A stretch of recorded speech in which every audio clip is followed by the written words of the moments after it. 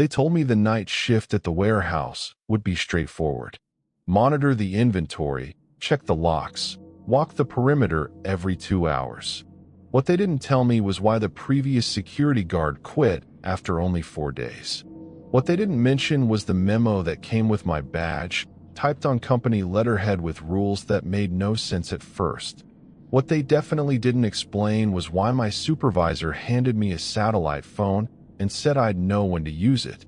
If you've ever taken a job where the details didn't quite add up, you know that feeling in your gut. Consider subscribing if you want to hear how this played out. The divorce papers arrived on a Wednesday in March. Amanda's lawyer used expensive cream paper, the kind that feels substantial between your fingers. The settlement was final, the house was hers, and I had 30 days to find somewhere else to live. 7 years of marriage reduced to legal terminology and a forwarding address for my mail. I stood in what used to be our kitchen, reading the same paragraph 3 times, trying to understand how we'd gotten here. The warehouse job posting appeared on my phone 2 days later. Night security, decent pay, immediate start. The company was called Meridian Logistics, and their website showed pictures of clean facilities and satisfied employees. Normal corporate stock photos. Nothing that suggested what I was actually signing up for. I needed the money, and I needed it fast. First month's rent on a studio apartment, security deposit, basic furniture from whatever discount store would deliver. The math was simple. I called the number. Margaret Patterson interviewed me in a windowless office that smelled like industrial carpet and coffee that had been sitting too long. She was maybe 50, wore reading glasses on a chain, and had the kind of handshake that suggested she'd been doing hiring interviews for decades. We talked about my background in retail management, my clean driving record, my willingness to work overnight hours. Standard questions with standard answers. She hired me on the spot. That should have been the first warning sign. Nobody gets hired that easily, especially not for security work. But I needed the paycheck, and I wasn't asking questions that might cost me the job. Margaret handed me a badge with my name already printed on it, like she'd known I'd accept before I walked in.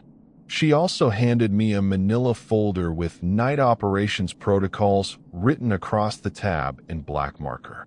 The warehouse sat on 12 acres just outside the city limits, surrounded by chain-link fence topped with razor wire. 3 buildings in a row, each one identical, each one the size of an aircraft hangar. Building A was active during the day, full of forklifts and conveyor belts and workers in orange vests. Building B was supposedly for overflow storage. Building C was locked, and my badge didn't work on the electronic reader next to its door. I didn't ask why. My first night started at 11 p.m. Margaret walked me through the basics. Security station with monitors showing camera feeds from around the property, logbook for recording hourly checks, keys for the few doors that still used physical locks instead of electronic readers. The night supervisor was a man named Carl who looked like he'd rather be anywhere else. He showed me the coffee machine, pointed out the bathroom, and handed me the satellite phone. It was bulky and old, the kind of device that looked military surplus. The screen was cracked but functional, and there was a single number programmed into the memory. Carl told me to keep it with me at all times during my shift. When I asked what it was for, he just said I'd figure it out when the time came. Then he left me alone with the monitors and the night. Have you ever started a job where everything felt slightly off, but you couldn't put your finger on why? That's exactly what I was dealing with. Let me know if you've been in a similar situation. The protocol folder contained 7 pages of rules, typed in Times New Roman and formatted like a government document. Most of them made sense for a warehouse security position. Lock all exterior doors at midnight. Complete perimeter walks at 1 a.m., 3 a.m., and 5 a.m. Log any unusual activity in the incident report. Standard security procedures that I'd seen variations of at other jobs. But mixed in with the ordinary requirements were instructions that didn't fit. If you observe individuals on the property between 2 a.m. and 4 a.m. who are not employees or authorized personnel, do not approach them directly. Contact the night supervisor immediately using the provided communication device. Under no circumstances should you attempt to engage these individuals in conversation or prevent them from accessing Building C. Your job is to observe and report, nothing more. I read that paragraph 3 times, trying to understand what kind of trespassers would have access to a locked building but shouldn't be confronted by security. The next unusual rule was even stranger. If you hear mechanical sounds coming from Building C during your shift, this is normal operations. Do not investigate these sounds. Do not attempt to enter Building C for any reason. If the sounds become loud enough to be heard clearly from the security station, contact the night supervisor using the provided communication device. Record the time and duration in the logbook, but do not include specific descriptions of what you heard. Building C was supposed to be empty storage. What kind of normal operations happened in an empty building at 2 in the morning? I flipped through the rest of the pages, looking for an explanation that never came. Instead, I found more rules that felt like they'd been written for a different kind of job entirely. During perimeter walks, maintain a distance of at least 50 feet from the south fence line between midnight and dawn. This area may be occupied by personnel conducting authorized activities. These activities are not your concern, but your presence may interfere with their work. If you observe lights or movement in this area, continue your patrol route without stopping to investigate.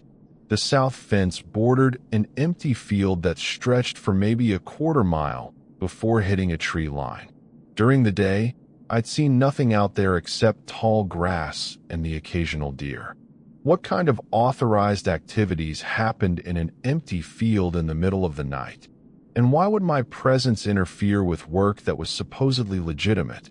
The final unusual rule was the most specific and the most unsettling. If you receive a call on the facility landline between the hours of 2 a.m. and 4 a.m., answer with the following phrase exactly. Night operations, this is Marcus. Do not deviate from this script.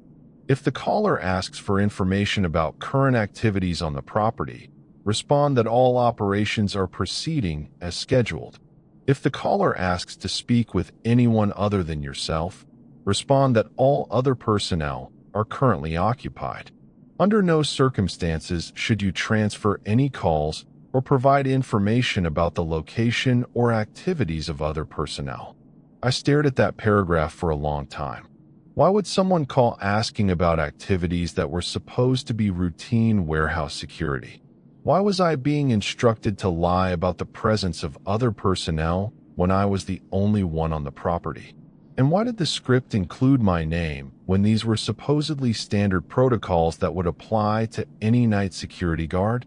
The landline phone sat on the desk next to the security monitors, an old push-button model with a receiver that looked like it hadn't been updated since the 80s. I checked the display. No missed calls. No messages waiting. Just a dial tone and the uncomfortable feeling that I was missing something important. My first perimeter walk started at 1 a.m. The night was clear and cold, with enough moon to see the outlines of the buildings and the fence line without needing my flashlight. I followed the protocol route, starting at the main gate and walking clockwise around the property. The first 3 sides of the perimeter were exactly what I expected. Chain link fence, gravel access road, empty parking areas. Nothing unusual, nothing that suggested why this job required such specific and unusual protocols. The south side was different. As I approached the 50-foot boundary specified in the rules, I could see lights in the field beyond the fence. Not street lights or security lights, but something that moved with the irregular pattern of people carrying flashlights or lanterns. I stopped walking and counted. At least 6 separate light sources, spread out across maybe 100 yards of field. They moved slowly, methodically, like they were searching for something or marking specific locations. I stood there for maybe 10 minutes, watching the lights move through the field. The rules said not to investigate, said these were authorized activities that weren't my concern. But authorized by whom? The company that hired me? Some other organization? And why did my presence interfere with work that was happening on the other side of a fence, 50 yards away from where I was standing? The lights disappeared while I was watching. Not gradually, like people walking away, but all at once, like someone had thrown a switch. One moment I could see 6 distinct sources moving through the grass. The next moment the field was completely dark. I waited another 5 minutes, but the lights didn't return. I completed my perimeter walk and returned to the security station to log the time and the fact that I'd observed authorized activities in the south field, as instructed. If this story is keeping you hooked, a quick like helps more people discover these kinds of mysterious experiences. Building C made its first sounds at 2:17 a.m. I was sitting at the security monitors, scanning the camera feeds from around the property, when I heard what sounded like heavy machinery starting up. Deep, rhythmic mechanical noise that carried clearly across the distance between the buildings.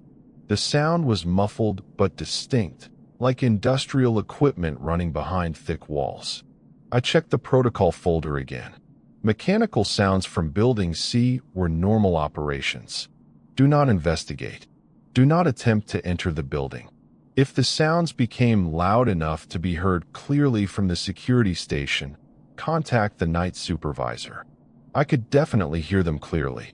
The satellite phone felt heavier in my hand than it had earlier in the night. The programmed number connected after 2 rings. Carl's voice sounded wide awake, like he'd been expecting my call. Night operations. This is Marcus at the warehouse. I'm hearing mechanical sounds from Building C. The protocols say to contact you if they become audible from the security station. How long have they been running? I checked my watch. About 10 minutes. Normal duration. Log the time in the incident report. Sounds should stop within the next hour. Continue your regular duties. The line went dead before I could ask any of the questions that were building up in my mind. What kind of normal operations happened in a supposedly empty building at 2:30 in the morning? Why did Carl sound like he was monitoring this situation remotely? And why did I feel like I was being told just enough to do my job, but not enough to understand what that job actually involved? The sounds from Building C continued for another 47 minutes. I timed them, partly because the protocols required it, and partly because I was trying to identify what I was hearing. The mechanical noise was consistent but not constant. Periods of steady operation followed by brief pauses, then the sound of something heavy being moved or repositioned. Industrial equipment, definitely, but nothing I could identify specifically. I'd worked around warehouses and distribution centers before. This didn't sound like forklifts or conveyor belts or any of the standard machinery you'd expect in a storage facility. The sound stopped at 3:04 a.m., again with that abrupt quality I'd noticed with the lights in the field. One moment the mechanical noise was clearly audible, the next moment Building C was completely silent. I made the required entries in the logbook and prepared for my 3 a.m. perimeter walk, wondering if I'd see the lights in the south field again. I didn't. The field was dark and empty, just tall grass moving in the wind. But as I walked the south fence line, maintaining the required 50-foot distance, I noticed something I'd missed on my earlier patrol. The grass in a section of the field looked different, flattened in regular patterns, like heavy vehicles had been driving through it. Tire tracks, maybe, or the marks left by equipment that had been set up and taken down. The patterns were geometric, too organized to be natural, too precise to be random. I was tempted to get closer to the fence for a better look, but the protocols were specific about maintaining distance. Whatever had been happening in that field was authorized activity that wasn't my concern. My job was to observe and report, nothing more. I completed the perimeter walk and returned to the security station, but I couldn't stop thinking about those tire tracks. What kind of authorized activity required heavy equipment in an empty field in the middle of the night? And why did the people conducting that activity need a security guard who would follow specific protocols about not investigating what they were doing? The landline phone rang at 3:42 a.m. I let it ring twice before answering, making sure I had the required script memorized. Night operations, this is Marcus. Status report on current activities. The voice was male, middle-aged, with an accent I couldn't identify. Not local, maybe not even American. All operations are proceeding as scheduled. Any irregularities in Building C protocols? I hesitated for a moment. The protocols said to respond that all operations were proceeding as scheduled, but this caller was asking for specific information about Building C. Did that change my script? I decided to stick with the required response. All operations are proceeding as scheduled. Personnel status? All personnel are currently occupied. The line went silent for maybe 30 seconds. I could hear background noise on the other end, voices speaking in a language I didn't recognize, and the sound of electronic equipment. Finally, the caller spoke again. Maintain current protocols. Sunrise procedures will be transmitted at 0500. The line went dead. I stared at the phone for a long time, trying to process what I'd just heard. Sunrise procedures? Nothing in my protocol folder mentioned any special procedures for the end of my shift. And who was transmitting these procedures? Carl had given me his contact information, but he'd never mentioned anyone else who might call with instructions. I spent the next hour and a half trying to focus on the security monitors while my mind raced through possible explanations for what I was experiencing. The most rational explanation was that Meridian Logistics was involved in some kind of legitimate but confidential business that required unusual security measures. Government contracts, maybe, or proprietary research that needed to be kept secret from competitors. The unusual protocols could be necessary for maintaining security clearance or protecting intellectual property.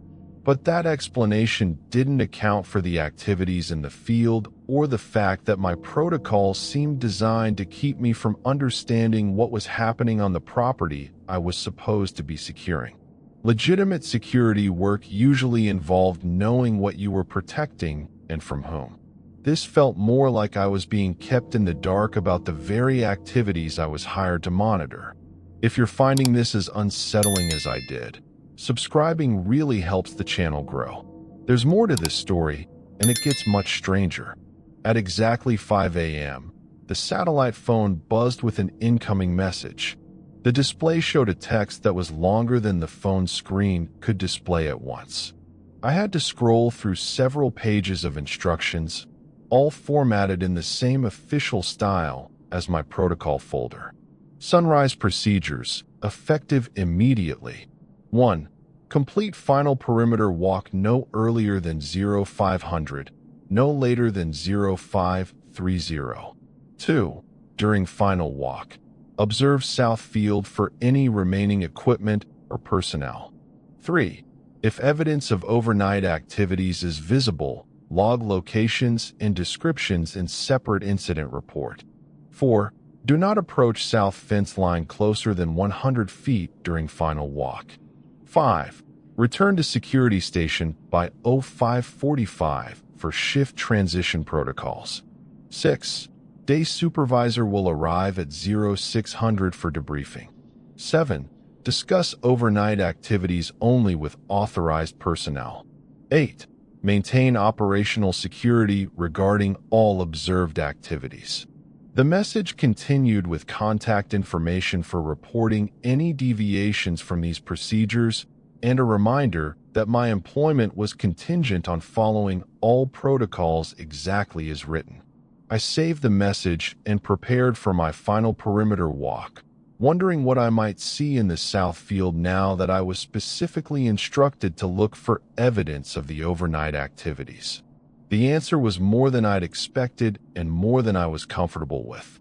The field that had been dark and empty during my 3 a.m. walk now showed clear signs of organized activity. The flattened grass I'd noticed earlier formed definite patterns, rectangular areas that looked like equipment had been set up and taken down, parallel tracks that suggested vehicles had driven through the field multiple times, and several circular areas where the grass had been completely removed, leaving patches of bare earth that looked fresh in the pre-dawn light. I stopped walking when I reached the closest point on the fence line to these disturbances. Even from 100 feet away, I could see that whatever had happened in this field was more extensive than I had realized from the moving lights I'd observed earlier. The affected area covered maybe 2 acres, with equipment marks and vehicle tracks spread across the entire section. This wasn't the kind of activity that could be conducted quietly by a small crew with handheld tools.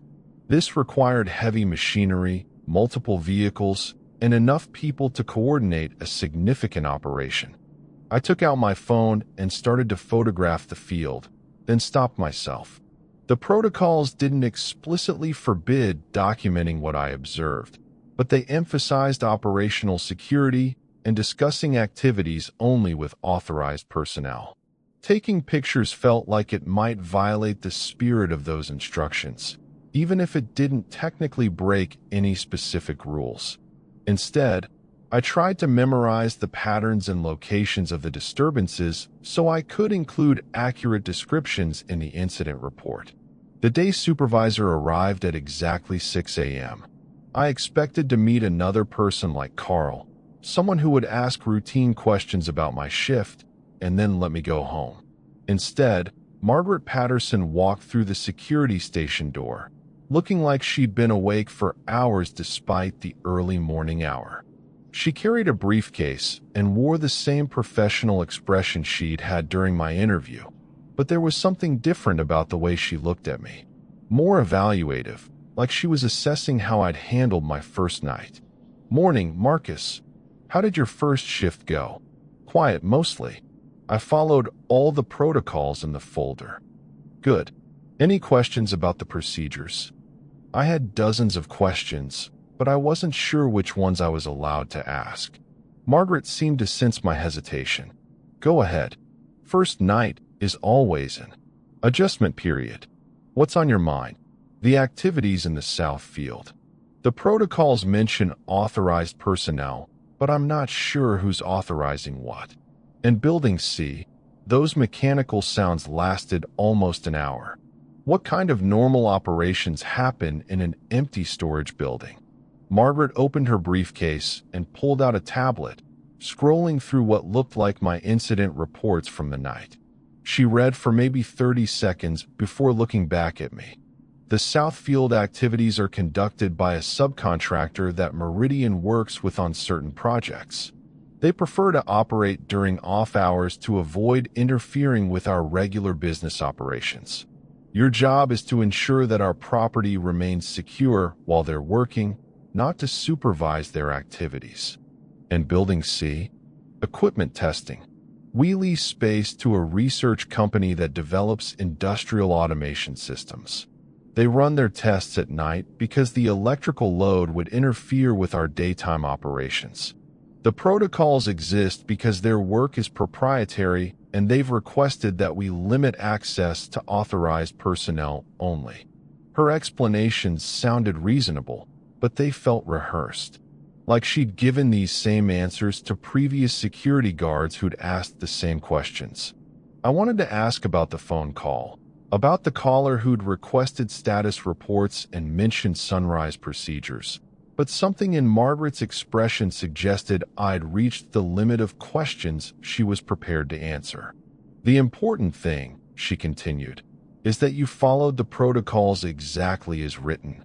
That shows good judgment and attention to detail, both qualities we value in our security personnel." She handed me an envelope from her briefcase. My first week's pay, along with a revised protocol folder that was thicker than the original. Updated procedures for week 2. Same basic responsibilities, but you'll have additional monitoring duties as the subcontractor expands their field activities. Read through everything before your next shift. I thanked her and headed home, but I spent the drive thinking about the conversation. Margaret's answers explained what I'd observed, but they raised new questions. What kind of equipment testing required a satellite phone and specific response scripts for incoming calls? What kind of field activities needed to be expanded gradually over multiple weeks? And why did I feel like I was being told just enough to do my job without understanding what the job actually involved? The revised protocol folder contained 12 pages instead of 7. The additional procedures were more complex and more specific than the original rules. Some of them referenced activities and equipment I hadn't encountered during my first night, suggesting that whatever was happening on the property was going to intensify. During perimeter walks, you may observe additional vehicles in the south field access area. These vehicles belong to authorized personnel and should not be approached or examined. If you observe personnel loading or unloading equipment from these vehicles, continue your patrol route without stopping. Do not attempt to identify vehicle types, license numbers, or personnel involved in these activities.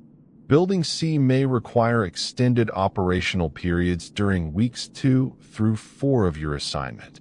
Mechanical sounds may continue for up to 3 hours per night. If sounds persist beyond 3 hours, contact the night supervisor immediately.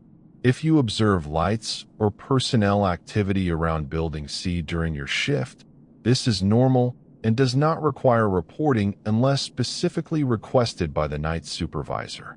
The landline phone may receive additional calls during peak operational periods. Answer all calls using the established script, but be prepared for follow-up questions about specific operational details. If callers request information that is not covered by your standard responses, respond that you will need to consult with the night supervisor and take a message. Under no circumstances should you provide information about vehicle movements, personnel counts, or equipment observations. I read through the new protocols twice, trying to understand what I was actually agreeing to monitor. The language was still carefully neutral, describing everything as normal business operations, but the level of detail suggested activities that were more complex and more secretive than routine subcontractor work. Why would legitimate equipment testing require protocols about not identifying vehicle license numbers? Why would normal field activities need specific procedures for concealing personnel counts? My second night started the same way as my first. Same security station, same monitors, same satellite phones sitting on the desk next to the logbook. But the atmosphere felt different. Now that I knew what to expect, I found myself listening for the first sounds from Building C and watching the south field cameras for signs of the authorized activities that would begin sometime after midnight. The first vehicles arrived at 11:47 p.m. I saw them on the security monitor that covered the access road along the south fence line. 3 dark SUVs driving without headlights, moving slowly and deliberately toward the field area I'd observed the previous night. They parked in a line parallel to the fence, maybe 50 yards from the perimeter. Within minutes, personnel were unloading equipment from the vehicles, but the camera angle and the distance made it impossible to identify what they were carrying or how many people were involved. I wanted to adjust the camera to get a better view, but the new protocol specifically mentioned not examining the vehicles or attempting to identify details about the personnel or equipment. Instead, I logged the arrival time in the incident report and continued monitoring the other camera feeds around the property. Building C started its mechanical operations at 12:23 a.m., earlier than the previous night. The sounds were different this time, more varied and more complex. I could hear the deep rhythmic noise I'd identified before, but now there were additional sounds layered on top of it. Something that sounded like hydraulic systems cycling, intermittent electronic beeps that might have been sensors or alarms, and occasionally a sound like heavy metal components being moved or adjusted. The overall effect was like listening to a factory or laboratory running at full capacity, not the simple equipment testing that Margaret had described. I'm curious, have you ever been in a situation where you realized you were only getting part of the story? Because that's exactly how I was starting to feel. Let me know your thoughts in the comments. My first perimeter walk at 1 a.m. revealed more activity than I'd seen the previous night. The lights in the south field were brighter and more numerous, arranged in what looked like a grid pattern across the disturbed area I'd observed that morning. From my required distance of 50 feet from the fence line, I could see personnel moving systematically between the light sources, but I couldn't determine what they were doing or how many people were involved. The work appeared organized and methodical, like they were following a specific plan or protocol. The vehicles had been joined by additional equipment since my last camera check. I could see the outlines of what looked like generators or portable power units, and several structures that might have been temporary shelters or equipment housings. The scale of the operation was larger than I'd expected based on Margaret's explanation of simple field activities. This looked like a significant project that required substantial resources and coordination. I completed my perimeter walk and returned to the security station, but I was finding it difficult to concentrate on the routine monitoring duties. The mechanical sounds from Building C continued steadily, and the lights in the south field created constantly changing patterns that drew my attention to the monitors. Whatever was happening on the property was clearly the primary activity, not the security monitoring that I'd been hired to perform. I was starting to feel less like a security guard and more like a witness who was being carefully managed to observe just enough to do my job, but not enough to understand what I was witnessing. The landline phone rang at 2:31 a.m. I answered with the required script, expecting the same voice I'd heard the previous night. Night operations, this is Marcus. Status report on Building C operations. This was a different caller, female, with what sounded like a technical background based on her vocabulary and speaking style. All operations are proceeding as scheduled. Duration of current mechanical phase? I hesitated, checking my log entries. The new protocols mentioned being prepared for follow-up questions about operational details, but they didn't specify how much detail to provide. Operations began at 12:23 a.m. Current duration approximately 2 hours. Personnel observations and operational area? All personnel are currently occupied. Maintain monitoring protocols. Additional equipment delivery scheduled for 0330 hours. No action required from security station. The line went dead. I made notes about the call in the logbook, including the mention of additional equipment delivery. Within minutes of hanging up, I saw new lights approaching on the access road camera. This time it was a large truck, moving slowly and carefully toward the south field. The vehicle was too big to be one of the SUVs I'd observed earlier, and it appeared to be carrying something substantial based on how it moved.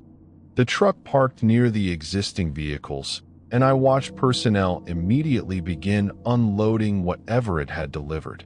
The process took almost 30 minutes, with multiple people working to move equipment from the truck to the field area.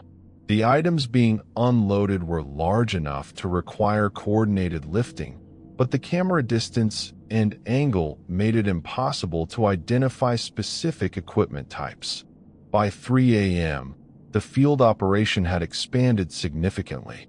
What had started as 6 lights arranged in a loose pattern was now a grid of at least 15 lights covering a much larger area.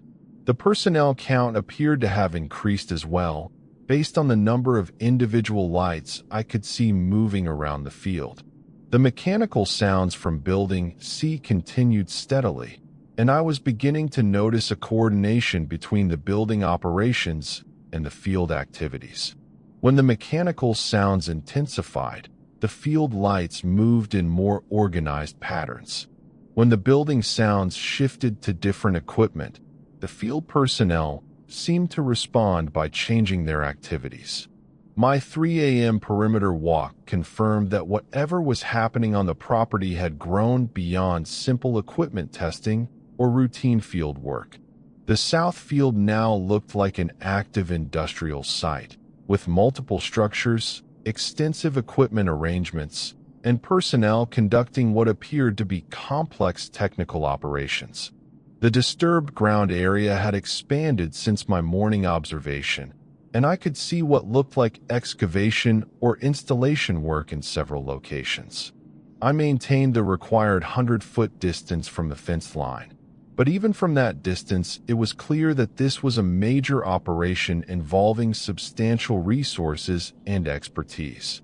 The coordination between the building and field activities suggested that these weren't separate projects but components of a single larger operation that required both indoor and outdoor work areas. The satellite phone buzzed with another text message at 3:47 a.m.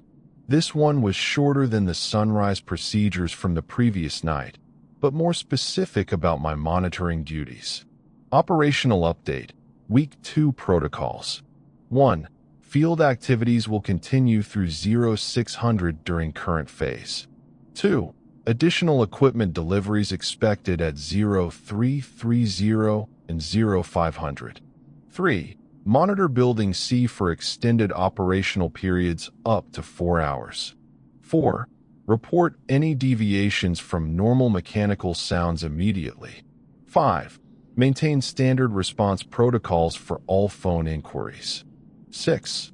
Day supervisor will conduct expanded debriefing at shift end. The message confirmed what I was observing. This wasn't the simple overnight testing that Margaret had described. This was a sustained operation that required extended hours, multiple equipment deliveries, and careful monitoring of both indoor and outdoor activities. The reference to an expanded debriefing suggested that my observations were being analyzed and used for planning purposes, not just recorded for security documentation.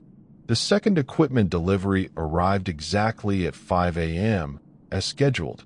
This truck was even larger than the previous one, and the unloading process took almost 45 minutes.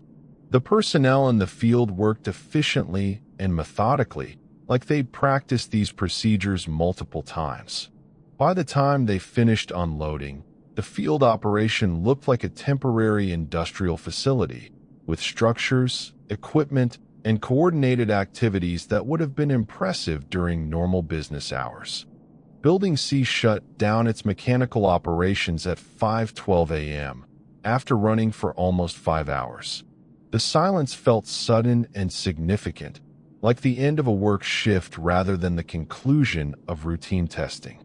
Within minutes of the building going quiet, I could see the field personnel beginning to pack up their equipment and prepare for departure. The coordination was precise. As soon as the building operations ended, the field activities shifted to cleanup and removal. My final perimeter walk at 5:30 a.m. showed a field that was rapidly returning to its previous appearance.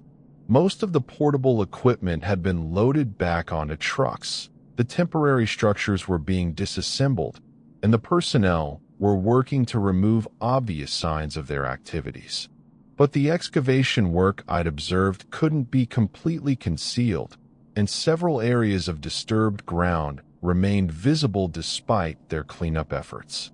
I completed my shift documentation and prepared for the expanded debriefing that the text message had mentioned. Margaret arrived at 6 a.m. with the same briefcase and professional expression, but this time she was accompanied by a man I hadn't met before. He was maybe 40, wore khaki pants and a polo shirt that looked expensive, and carried himself with the confidence of someone accustomed to being in charge of technical operations. "Marcus, this is Dr. Chun. He oversees the research activities that we discussed yesterday. He'd like to ask you a few questions about your observations." Dr. Chin shook my hand and opened a tablet that contained what looked like detailed maps of the property. Good morning. I understand you've been monitoring our operations for 2 nights now. I'm particularly interested in your observations about the coordination between our building and field activities. Did you notice any patterns in the timing or relationship between what you heard from Building C and what you observed in the South Field? This is where things started to get really interesting. If you're following along with this story, a quick like really helps the channel grow. The question caught me off guard. Dr. Chun was asking for analysis and interpretation, not just the basic reporting that my protocols required. But Margaret was nodding like this was a normal part of the debriefing process, so I decided to answer honestly. The mechanical sounds from Building C seemed to coordinate with the field activities. When the building operations intensified, the personnel in the field moved in more organized patterns. When the building sounds changed to different equipment, the field activities changed as well. It looked like the building operations were controlling or directing the field work. Dr. Chun made notes on his tablet and showed me a diagram that looked like a technical schematic. That's consistent with what we expected. The building houses our primary control and monitoring systems. The field activities are implementing the procedures that are developed and tested inside. Your observations help us verify that our coordination protocols are working correctly. He paused and looked at Margaret like he was asking permission to continue. Marcus, what I'm about to explain is confidential and covered by the employment agreement you signed. The research we're conducting here involves testing new approaches to environmental monitoring and analysis. The field work you've observed is installing and calibrating sensor networks that will be used to study soil conditions, groundwater patterns, and atmospheric measurements in this area. The explanation sounded reasonable, but it didn't account for several things I'd observed. Environmental monitoring didn't usually require 4-hour mechanical operations in locked buildings, coordinated equipment deliveries, or specific protocols about concealing vehicle identification and personnel counts. But Margaret was watching my reaction carefully, and I sensed that asking too many detailed questions might not be welcome. The work requires night hours because our sensors are sensitive to electromagnetic interference from normal daytime activities. The security protocols exist because our research methods are proprietary and we're competing with other organizations for government contracts in this field. Dr. Chin closed his tablet and handed me an envelope that contained my second week's pay and another revised protocol folder. Week 3 will involve the final phase of sensor installation and the beginning of data collection. Your monitoring duties will be similar to this week, but you may observe different types of equipment and personnel activities. The protocols in this folder cover the new procedures. After they left, I sat in my car reading through the Week 3 protocols before driving home. The new procedures were even more detailed and specific than the previous versions, and they referenced activities and equipment that suggested the operation was expanding rather than concluding. During field activities, you may observe personnel using specialized electronic equipment near the sensor installation sites. This equipment is sensitive and expensive. Maintain greater distance during perimeter walks, minimum 150 feet from south fence line during operational hours. Do not approach the fence even if personnel appear to be in distress or need assistance. Contact the night supervisor immediately if you observe any activities that appear to deviate from normal installation procedures. Building C operations may involve different types of mechanical sounds during data collection phases. In addition to the equipment testing sounds you have observed, you may hear electronic signals, periodic alarms, or communication equipment. All of these sounds are normal operations. If you hear what sounds like voices or conversation coming from Building C, do not investigate or attempt to identify speakers. Contact the night supervisor only if these sounds continue for more than 2 hours continuously.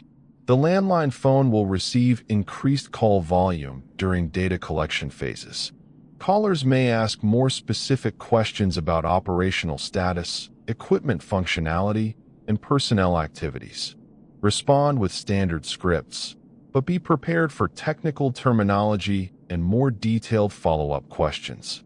If callers use terminology you don't understand, ask them to repeat or clarify, but do not guess at meanings or provide information you're not certain about. I read through the protocols twice, trying to understand why environmental research would require increasingly complex security measures and more restrictive monitoring procedures. Dr. Chin's explanation of sensor networks and atmospheric measurements didn't account for the level of coordination, secrecy, and operational complexity I'd observed. But the job paid well, and I needed the income. My questions about the true nature of the work could wait until I'd gotten through the financial crisis that had brought me here in the first place. My third week began with changes that were immediately obvious. The access road along the south fence had been improved, with gravel spread along the route, and what looked like permanent lighting installed at regular intervals. The south field showed signs of more extensive groundwork, with several areas that appeared to have been excavated and refilled. Most significantly, Building C now had lights visible in its windows for the first time since I'd started working there. The first vehicles arrived earlier than previous weeks, at 11:15 p.m., but instead of the SUVs I'd observed before, these were white panel vans that looked like service vehicles or mobile laboratories. They were followed by a larger truck that appeared to be carrying scientific equipment based on the careful way it was being unloaded. The personnel moving the equipment wore what looked like lab coats or cleanroom suits, not the casual work clothes I'd seen during the installation phase. Building C began its operations at 11:30 p.m. with sounds that were completely different from previous weeks.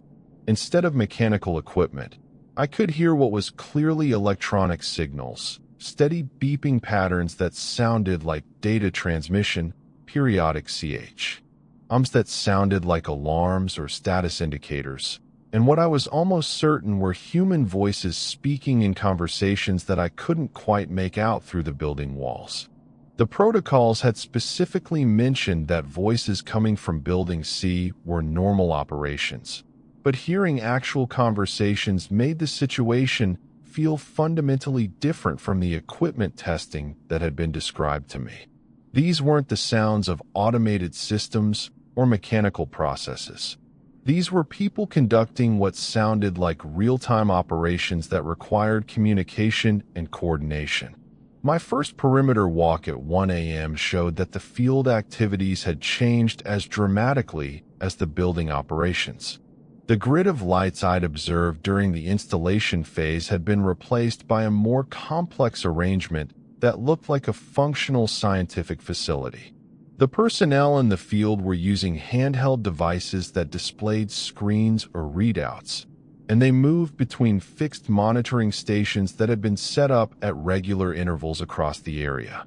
From my required distance of 150 feet from the fence line, I could see that the field operation now looked like active research rather than equipment installation. Personnel moved purposefully between monitoring stations, checking readings, and recording data. Some carried tablet computers that they used to document their observations. Others operated equipment that projected beams of light across the field, like they were conducting surveys or measurements. The coordination between the building and field activities was more obvious now that both operations involved human communication. I could hear voices from Building C giving what sounded like instructions or status updates, and I could see personnel in the field responding by moving to different locations or adjusting their equipment. The two groups were clearly working together on connected aspects of the same project. The landline phone rang at 2:18 a.m. with a call that was longer and more detailed than previous nights. Night operations, This is Marcus. Status report on data collection phase operations. The caller was Dr. Chun, whose voice I recognized from our morning debriefing. All operations are proceeding as scheduled. Building C operational status? Operations began at 11:30 p.m. Current duration approximately 2 hours and 48 minutes. Field personnel count and activity status? I hesitated. The protocols mentioned that callers might ask more specific questions, but they hadn't prepared me for requests about personnel counts. Dr. Chun had specifically mentioned during his explanation that personnel activities were part of what I should observe and report. I observe approximately 12 personnel in the field area conducting monitoring activities at fixed stations. Equipment functionality status? All personnel appear to be operating equipment normally. No observed malfunctions or deviations. Maintain current monitoring protocols. Data collection phase will continue through 0700 tomorrow morning. Extended operations require additional security coverage. The line went dead, but the conversation left me with more questions than answers. Extended operations through 7 a.m. meant that the day supervisor would arrive while the research activities were still active. How did that fit with the secrecy and security measures that had characterized the previous weeks? And why was Dr. Chin personally calling for status reports instead of relying on the night supervisor who had handled communications before? The answer became clear during my 3 a.m. perimeter walk. The field operation had expanded beyond the south field area to include sections along the east and west fence lines. Personnel with portable equipment were conducting surveys or measurements throughout the property, not just in the areas I'd been monitoring from the security station. The operation had grown to cover the entire facility, and it required security monitoring that extended beyond my previous responsibilities. As I walked the east perimeter, I could see personnel working in areas that weren't covered by the security cameras I'd been watching. They carried the same handheld devices and monitoring equipment I'd observed in the south field, but they were working in areas that had shown no previous signs of research activity. Whatever data they were collecting required measurements from multiple locations across the entire property. The personnel acknowledged my presence with professional nods, but didn't attempt to engage in conversation. They wore identification badges and worked with the efficiency of people who had conducted similar operations many times before. This wasn't exploratory research or experimental work. This was data collection following established procedures and protocols. Building C continued its electronic operations throughout the night, with the communication sounds becoming more frequent and more complex as the hours passed. By 4 a.m., I could hear what sounded like multiple conversations happening simultaneously, along with the steady electronic signals and periodic alarms that had characterized the earlier part of the shift. The building was clearly functioning as a command and control center for the expanded field operations. The satellite phone received multiple text updates throughout the night, each one providing more specific instructions for monitoring the expanded activities. Operational update, data collection phase. 1. Field personnel authorized throughout property perimeter areas. 2. Mobile monitoring equipment normal for data collection activities. 3. Building C will maintain extended operations through 0700. 4. Day supervisor briefed on ongoing activities. 5. Continue standard monitoring and reporting protocols. 6. Additional personnel may arrive for equipment retrieval at 0600. The mention of equipment retrieval at 6 a.m. suggested that this phase of the operation was concluding, but the extended hours meant I'd have my first opportunity to observe how the research activities transitioned back to normal daytime operations. The equipment retrieval began exactly at 6 a.m. with the arrival of several large trucks and additional personnel who clearly had experience with breaking down complex scientific operations quickly and efficiently. The process was coordinated and systematic, with teams working simultaneously in the building and field areas to pack up equipment and remove signs of the overnight activities. Margaret arrived for the day shift transition accompanied by Dr. Chun and another man I hadn't met before. The new person wore a suit that looked expensive and carried himself with the authority of someone accustomed to overseeing significant operations. "Marcus, good work during the data collection phase. Dr. Chun tells me your monitoring and reporting were exactly what we needed." The suited man handed me an envelope that was thicker than previous pay packets. "I'm David Walsh from Meridian's Government Contracts Division. The research you've been monitoring is part of a larger project that requires careful documentation and security. Your observations have been valuable for verifying that our operations meet federal requirements for this type of work." He opened a briefcase and pulled out a document that looked like a contract addendum.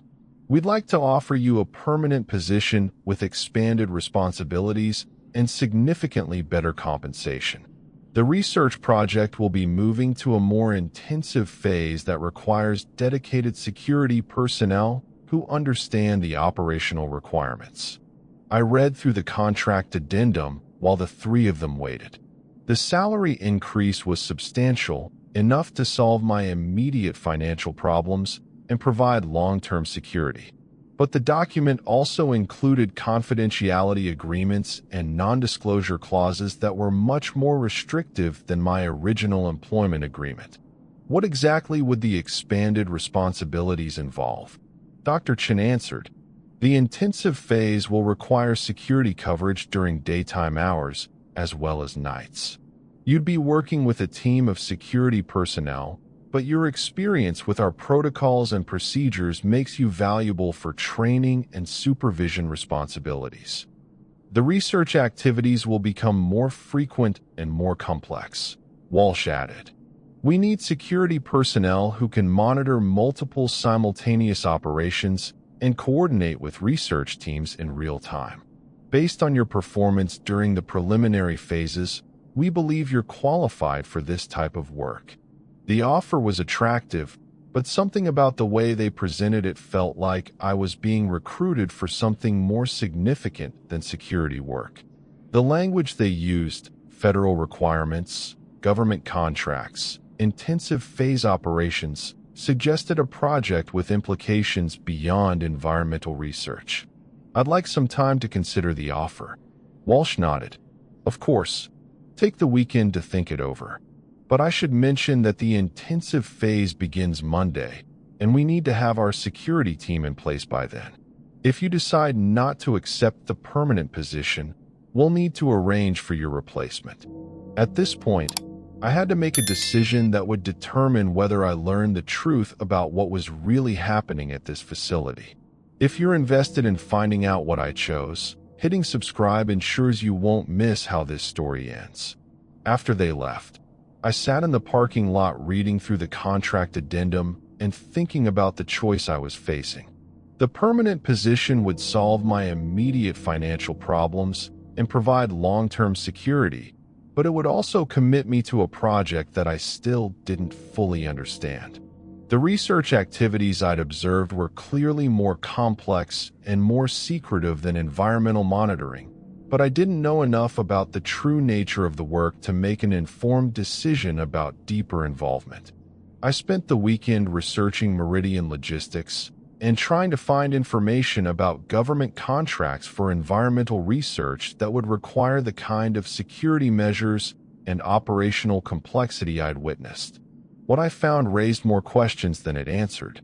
Meridian had federal contracts, but the publicly available information was limited to general descriptions of logistics and facility management services. There was no mention of research activities or environmental monitoring projects. The contract addendum included contact information for Walsh's office, so on Sunday afternoon I called and asked for more specific information about the intensive phase operations that would begin on Monday. The research involves testing new technologies for environmental assessment and remediation, Walsh explained. The intensive phase will demonstrate these technologies under controlled conditions that simulate real-world applications. Your security responsibilities would involve monitoring the demonstration activities and ensuring that all operations comply with federal safety and security requirements. What kind of real-world applications? Contamination assessment and cleanup at government facilities. The technologies we're testing could be used at military bases, research installations, and other federal properties that require environmental remediation. The demonstration phase will determine whether these technologies are ready for operational deployment. That explanation made more sense of what I'd observed. Environmental remediation technologies would require extensive testing and would need to be kept confidential for competitive reasons. The coordination between building and field operations could involve testing control systems and monitoring equipment that would be used at contaminated sites. The secrecy and security measures would be justified for protecting proprietary technologies that had significant commercial value. But Walsh's explanation still didn't account for some aspects of what I'd witnessed. The scale and complexity of the operations seemed excessive for technology demonstration, and the personnel I'd observed appeared to have specialized expertise beyond what would be needed for testing environmental equipment. On Monday morning, I called Walsh and accepted the permanent position. The financial security was too important to pass up, and I convinced myself that any remaining questions about the true nature of the work would be answered once I had expanded access and responsibilities. The intensive phase began that evening with changes that were immediately obvious. The property now had permanent lighting installed along all fence lines, and Building C had been modified with additional entrances and what looked like loading docks for large equipment. The south field had been developed into a permanent facility with concrete foundations, utility connections, and structures that looked like they were designed for long-term operations. My new responsibilities included coordinating with a team of 3 other security personnel who worked in shifts to provide 24-hour coverage. The team leader was a woman named Sarah who had previous experience with government security work, and she briefed us on protocols that were much more detailed and specific than anything I'd seen during my preliminary weeks. The demonstration activities involve testing technologies that are classified at the confidential level, Sarah explained. That means specific procedures for access control, communication security, and incident reporting. Everyone who works on this project has been cleared through background investigations, and all activities are subject to federal oversight. She handed us revised protocol folders that were significantly thicker than previous versions, with sections covering different types of demonstrations, various equipment configurations, and detailed procedures for different operational scenarios. The technologies being tested simulate conditions that exist at contaminated federal facilities. Some of the demonstrations involve materials and procedures that require specialized safety measures. Your job is to ensure that these safety measures are followed and that all personnel comply with the established protocols. The first intensive phase demonstration began at 8 p.m. with the arrival of personnel and equipment that looked more sophisticated and more expensive than anything I'd observed during the preliminary weeks. Multiple trucks delivered what appeared to be laboratory-grade scientific instruments, and personnel wearing full protective equipment began setting up operations in both the building and field areas. The coordination between the 2 areas was more complex than before, with multiple communication systems connecting the teams and real-time monitoring of all activities from a control center that had been established inside Building C. I could see through the windows that the building now contained banks of computers and monitoring equipment that looked like they belonged in a government research facility. The field operations involved procedures that clearly dealt with hazardous materials. Personnel wore full protective suits and followed decontamination procedures when moving between different areas of the field. Equipment was sealed in protective containers, and all waste materials were collected and stored in specially marked containers for disposal. The demonstration activities continued for 6 hours, with personnel conducting what appeared to be cleanup and remediation procedures at multiple locations across the field. They used specialized equipment to test soil and groundwater, applied various treatment chemicals, and monitored the results using real-time analysis systems that transmitted data back to the control center in Building C.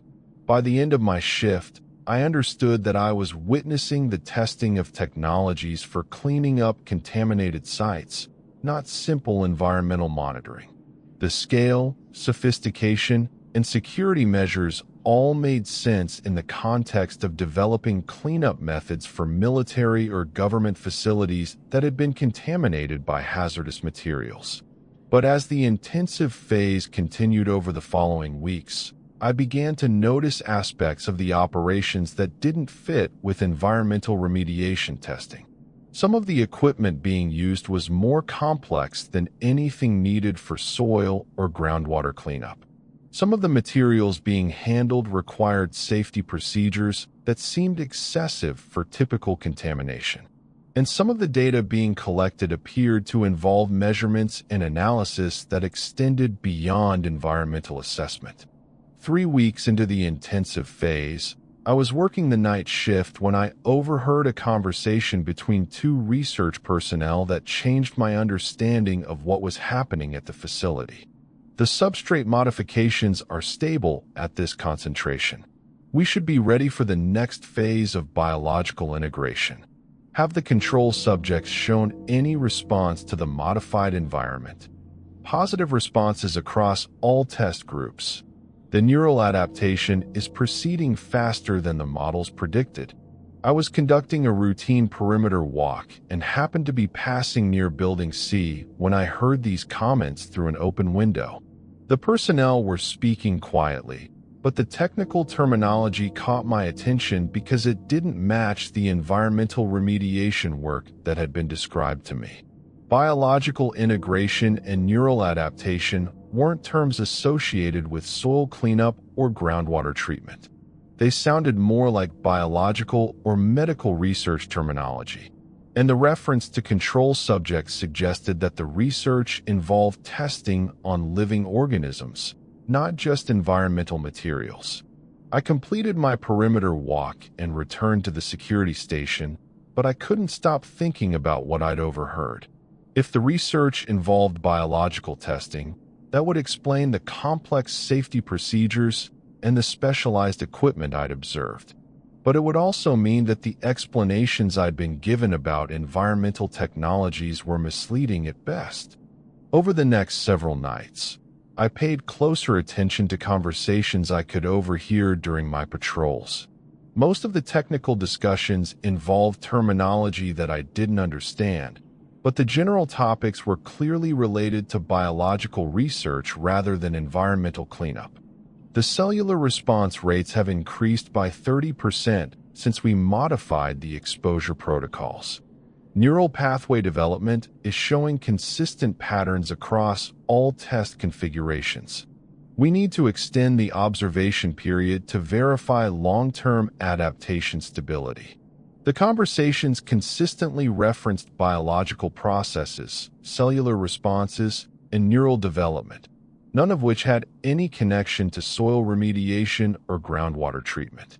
Whatever research was actually being conducted at the facility, it involved testing the effects of environmental modifications on living organisms. This is when I realized I had to make a choice about what to do with this information. Have you ever found yourself in a situation where you discovered something you weren't supposed to know? I'd love to hear how you handled it. I spent several days considering whether to ask Sarah or Walsh about the discrepancy between the environmental remediation explanation and the biological research I was overhearing. The permanent position contract included confidentiality agreements that prohibited me from discussing the research activities with anyone outside the project, but it also included provisions for reporting safety concerns or operational irregularities to project management. I decided to approach Sarah during a shift change and ask for clarification about the research objectives. Sarah, I've been overhearing some technical discussions during my patrols that don't seem to match the environmental remediation work that was described to me. Are there biological components to the technology testing that I should be aware of for security purposes? Sarah looked at me carefully before answering, like she was deciding how much information to provide. The environmental technologies being tested involve biological processes for breaking down contamination. Some of the cleanup methods use modified organisms or biological agents to neutralize hazardous materials. The research includes testing how these biological components respond to different environmental conditions. Her explanation sounded reasonable, but it still didn't account for the specific terminology I'd been hearing. Biological agents for environmental cleanup wouldn't require research on neural pathways or cellular adaptation. Those were research topics related to how living organisms respond to environmental changes, not how biological agents break down contamination. The neural adaptation references I've heard.